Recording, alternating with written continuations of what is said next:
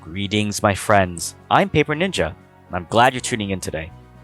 Today, I'm going to talk about two of the first skills that you get, Support Attack and Support Defend.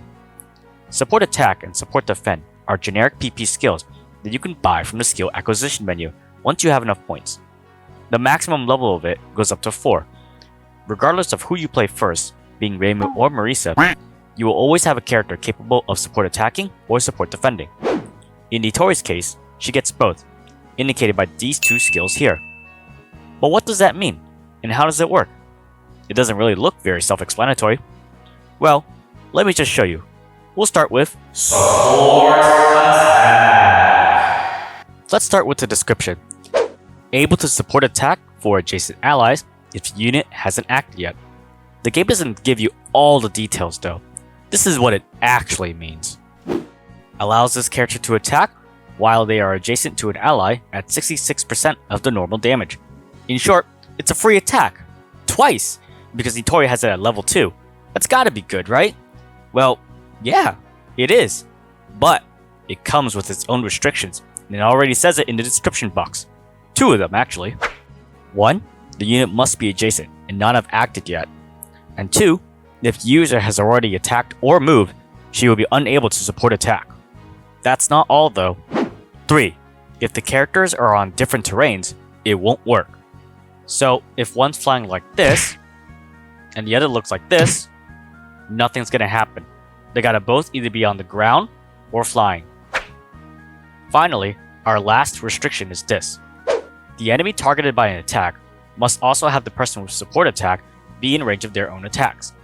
This means that if Marisa is attacking with Nitori adjacent, but the enemy isn't in range of any of Nitori's attacks, Nitori won't be able to support attack. So make sure that the enemy is also in range of Nitori's own attacks, or this won't work.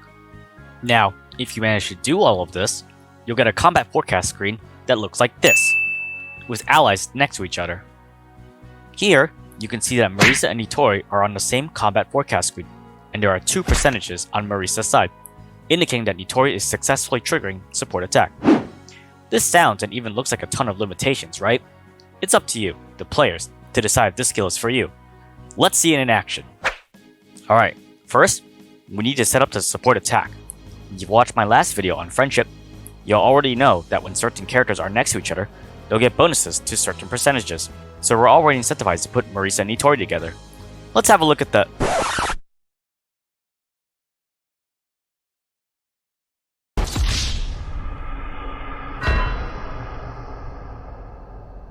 Okay, that's alright.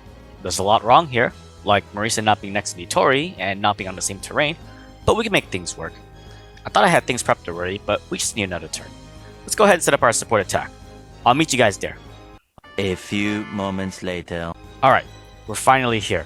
Now, if we've done everything right, on the combat forecast, we'll have both Marisa and Nitori show up.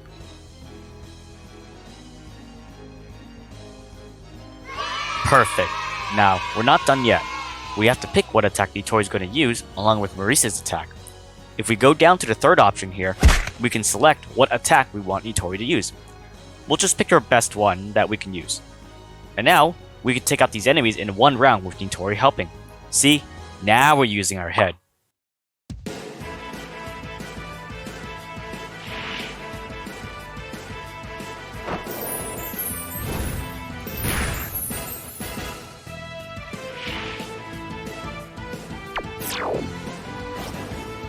Bruh.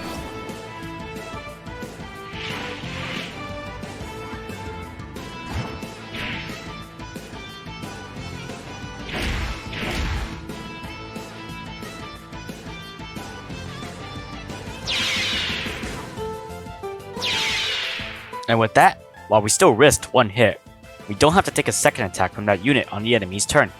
And you can see here that Nitori hasn't used up her turn, so if we wanted, we could also attack with Nitori. But for now, let's head back to the intermission menu so we can talk about the other support skill. Support Defend! Alright, so, Support Defend. The description is fairly simple. Able to support defend for adjacent allies? The game again doesn't really tell you everything, even in the Japanese translation. Here's what it actually does. Allows the user to defend for an adjacent character during the enemy's turn if the person were to be hit by an attack. The important part is that this only works on the enemy's turn, so if you counterattack on your turn, this won't work. Still, that's pretty solid, right?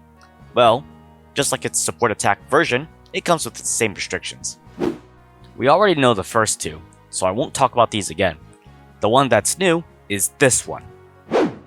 This last one is extremely important, because if the character being attacked grazes too much damage, they can still be shot down.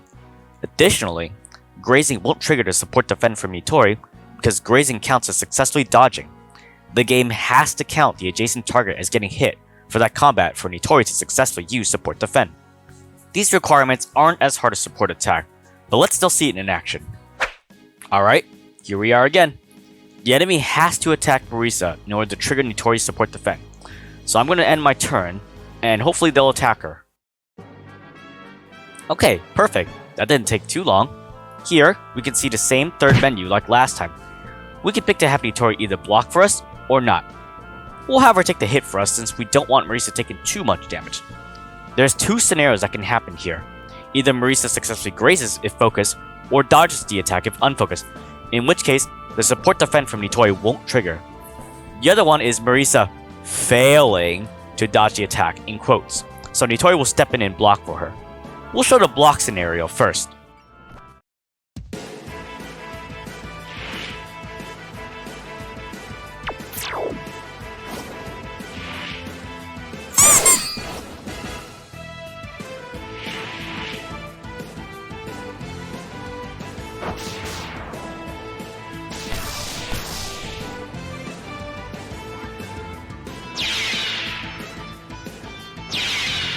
Great!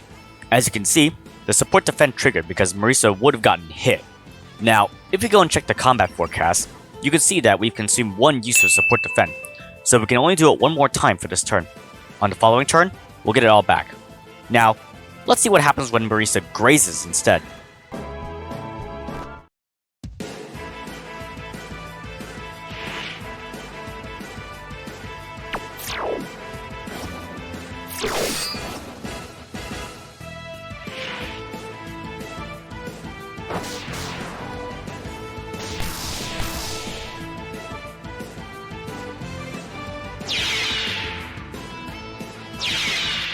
As you can see, even though we had Nitori prepared to support defend, because Marisa grazed successfully, it did not trigger the support defend. This won't count towards your charges, so feel free to keep having someone defend for you if you like. Be careful that your support defender doesn't get shot down defending you though. Therefore, it's best to be careful when exactly you would like to graze and defend. And with that, that's the entirety of both support attack and support defend. There are some more minor nuances with it, such as revenge attacks when an ally dies support defending you, but those situations are pretty niche or use specific strategies. I just wanted to generally go over how support attack and defend works, since the game doesn't explain it very well. Overall, it's a very useful skill, and oftentimes a cornerstone strategy, even on higher difficulties. Using this, you can help more fragile characters, such as Marisa, persist through the enemy turn without having to rely completely on her dodging. With support attack, you can also get free additional attacks without consuming the user's turn. I hope this video was able to help better define what these skills do. Thank you for tuning in, and have a wonderful day.